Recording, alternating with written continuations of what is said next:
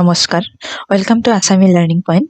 আজি আমি মোৰ সমাজ বিজ্ঞান অভ্যাস পুস্তিকাৰ চতুৰ্থ অধ্যায় মানৰ অসম আক্ৰমণ পাঠে প্ৰশ্ন উত্তৰসমূহ আলোচনা কৰিম। ইয়াতে প্ৰথমতে ধাৰণা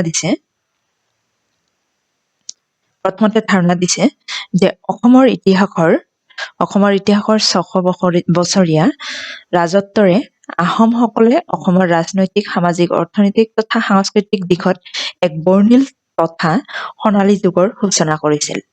কিন্তু এই আহোম স্বৰ্গদেউসকলৰ মাজত হোৱা গৃহকন্দল আৰু ডাঙৰীয়াৰ মৈমতালিয়ে অসমত কেইবাটাও আভ্যন্তৰীণ বিদ্ৰোহৰ সূত্ৰপাত ঘটোৱাৰ লগতে বিদেশী জাতিৰ আগমনৰ পথ প্ৰশস্ত কৰি তুলিছিল। মানৰ আগমন তথা আক্ৰমণ আছিল ইয়াৰে পৰিণতি। যে অসমৰ ইতিহাসত যদি আমি চাওঁ, আহোমসকলে প্ৰায় 600 বছৰ ৰাজত্বৰে আহোমসকলৰ তথা অসমৰ যি ৰাজনৈতিক, সামাজিক, অৰ্থনৈতিক আৰু সাংস্কৃতিক দিশত এক বৰ্ণিল সোণালী যুগৰ সৃষ্টি কৰিছিল।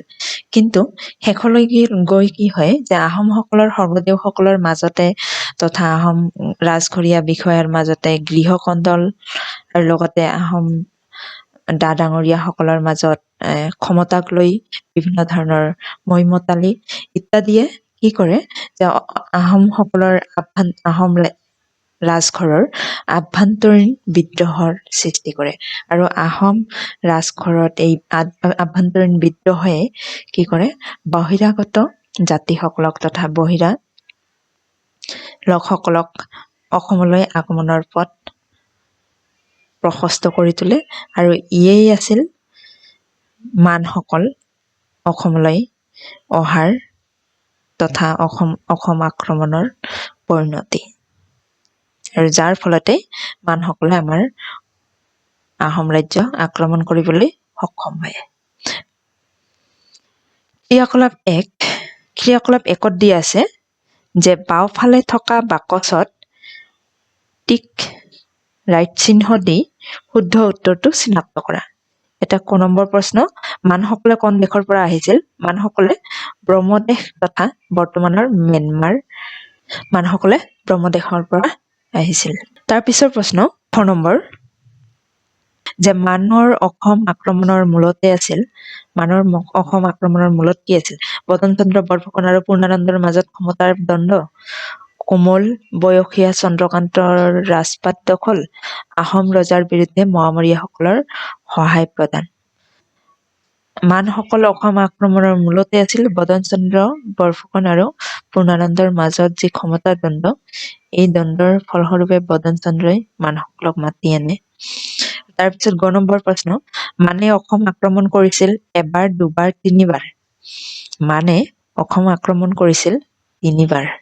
খ নম্বৰ, মানৰ প্ৰথম অসম আক্ৰমণৰ সময়ত আহোম ৰজা কোন আছিল? মানে এতিয়া কমলেশ্বৰ সিংহ আছিল। ঙ নম্বৰ, মানৰ প্ৰথম আক্ৰমণ অসমৰ সময়ত ব্ৰহ্মদেশৰ ৰজা কোন আছিল? ব্ৰহ্মদেশৰ ৰজা তেতিয়া বৰদৌপায়া আছিল। তাৰপিছৰ প্ৰশ্ন, মানৰ দিন বুলি ক'লে অসমৰ বুৰঞ্জীত 1821 চনৰ পৰা 1825 চনলৈ এই সময়ছোৱাক বুজায়। তাৰপিছৰ প্ৰশ্ন, ক্ৰিয়াকলাপ 2ত দি আছে তলৰ ঘটনা প্ৰবাহৰ চনসমূহ খালী ঠাইত বহুওৱা। ইয়াতে মানৰ প্ৰথম আক্ৰমণ, মানৰ দ্বিতীয় আক্ৰমণ, মানৰ তৃতীয় আক্ৰমণ আৰু এন্দাবু সন্ধি। মানৰ প্ৰথম আক্ৰমণ 1817 চনত, মানৰ দ্বিতীয় আক্ৰমণ 1819 চন। তাৰপিছত মানৰ তৃতীয় আক্ৰমণ 1821 চন আৰু এন্দাবু সন্ধি 1826 চন।